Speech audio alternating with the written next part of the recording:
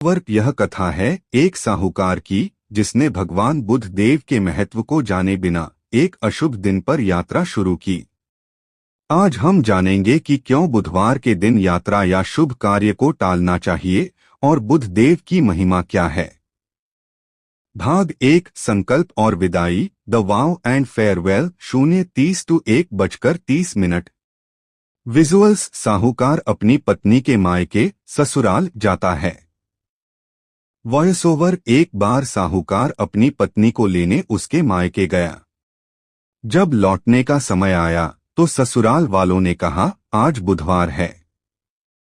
ज्योतिष के अनुसार बुधवार को किसी भी शुभ काम के लिए यात्रा करना शुभ नहीं माना जाता, लेकिन साहूकार को व्यापार की जल्दी थी। उसने इस बात को अनसुना कर दिया और अपनी पत्नी के साथ रथ में बैठकर चल पड़ा।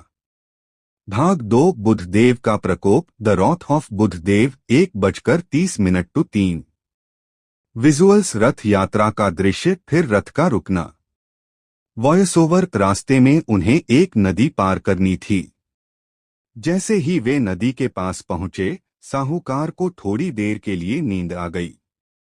तभी भगवान बुद्धदेव स्वयं साहूकार का रूप धरकर उसकी पत्नी के पास आए। वॉइस ओवर बुद्धदेव वे बोले मुझे तुम्हें यहाँ अकेला छोड़कर व्यापार के लिए जाना पड़ रहा है। तुम यह गठरी लो और यहीं विश्राम करो। यह कहकर बुद्धदेव अदृश्य हो गए। विजुअल्स असली साहूकार नींद से जागता है।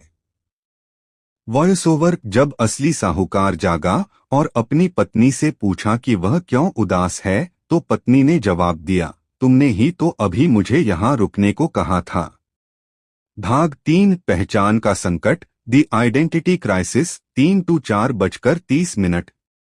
विजुअल्स पत्नी साहूकार को बुद्ध देव की दी हुई गठरी दिखाती है। वॉइस ओवर साहूकार यह सुनकर हैरान रह गया। तभी वहां दूसरा साहूकार भगवान बुद्ध देव फिर से प्रकट हो गया।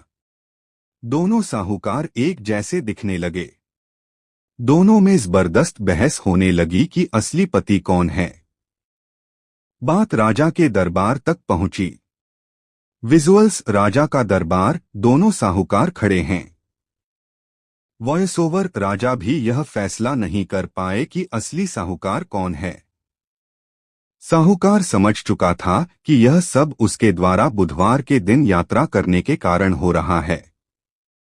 यह निश्चित ही किसी दैवीय शक्ति का प्रकोप है।